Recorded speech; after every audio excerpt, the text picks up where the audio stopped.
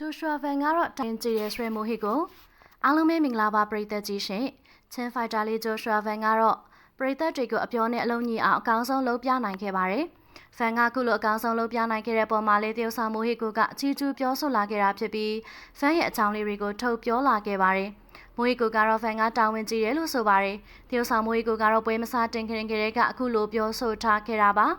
မိုဟီကိုကမူကတော့အခုလာမဲ့ဂျော့ရှွာဗန်ရဲ့ပွဲကိုအားပေးစောင့်ကြည့်သွားမယ်။သူကတကယ်ကိုတော်ရီကစားသမားတယောက်ပေါ့နော်။လာမဲ့ပွဲကိုပရိသတ်တွေလည်းအားပေးဝန်းရံကြဖို့ပြောချင်ပါတယ်ဆိုပြီးတရုတ်ဆောင်မိုဟီကိုကချင်းဖိုက်တာလေးဂျော့ရှွာဗန်နဲ့ပတ်သက်ပြီးပရိသတ်တွေကိုပွင့်ပွင့်လင်းလင်းပြောဆိုထားခဲ့ပါတယ်။အနုပညာနယ်ပယ်မှာတော့အခုချိန်ထိအောင်မြင်မှုတွေရရှိနေစေဖြစ်တဲ့မင်းသမီးလေးမိုဟီကိုကတော့အခုဆိုရုပ်ရှင်ဇာတ်ကားတွေမှာပါဝင်ရိုက်ကူးနေရပြီဖြစ်ပြီးမကြာမီမှာမိုဟီကိုပါဝင်လာတော့မယ့်အနုပညာလှူရှားမှုအသစ်လေးတွေကိုအားပေးစောင့်ကြည့်ရတော့မှာပဲဖြစ်ပါတယ်။မင်းသမီးလေးမိုဟီကိုကအချက်မှအပြည့်ရှိသည့်ဇာတ်ကားမှာမြင်းမြန်းတဲ့အတူတူရိုက်ကူးထားတာဖြစ်ပြီးအဆိုပါဇာတ်ကားလေးနဲ့မိုဟီကိုကပရိသတ်တွေရဲ့အားပေးမှုတွေကိုအပြည့်အဝရရှိထားခဲ့တာပါ။အဲ့ဒီဇာတ်ကားလေးကတော့ကိုရီးယားဆန်ဆန်ရိုက်ကူးထားတဲ့အချစ်ဇာတ်ကားလေးဖြစ်ပြီးဒီဇာတ်ကားလေးမှာမိုဟီကိုကအကောင်းဆုံးသရုပ်ဆောင်ထားပြီးတော့တခြားဇာတ်ကားတွေတုန်းကနဲ့မတူညီတဲ့ character မျိုးစုံနဲ့တွေ့မြင်ရမှာပဲဖြစ်ပါတယ်။မင်းသမီးလေးမိုဟီကိုကတော့ရှေ့တလောကအနုပညာလှူရှားမှုတွေထဲမှာမတွေ့ရဘဲပရိသတ်တွေရဲ့အရှိကနေပြောင်းကွယ်နေခဲ့တာပါအခုဆိုရင်တော့မိုဟီကိုကအနုပညာလှူလေးတွေကိုပြန်လည်လုပ်ကင်လာနေပြီဖြစ်ပြီး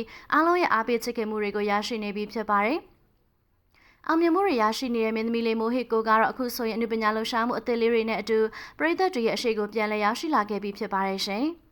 ပရိသတ်တွေကလည်းမိုဟီကိုရဲ့အနုပညာလှူရှားမှုအသစ်လေးတွေကိုစောင့်ကြည့်အားပေးနေပါတယ်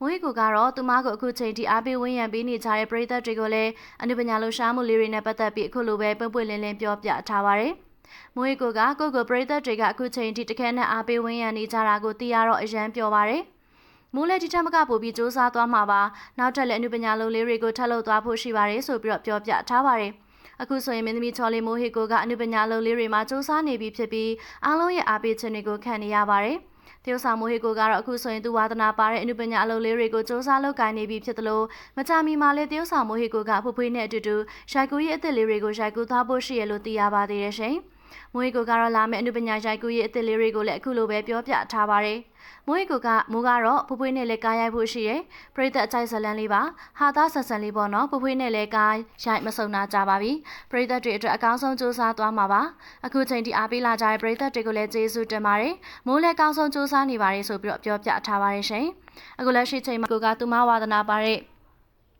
အနုပညာလုပ်လေးတွေကိုစ조사လုပ်ကိုင်ရင်းနဲ့ဘဝကိုအေးအေးချမ်းချမ်းလေးပဲဖြတ်သန်းလျက်ရှိနေတာဖြစ်ပါတယ်ရှင်။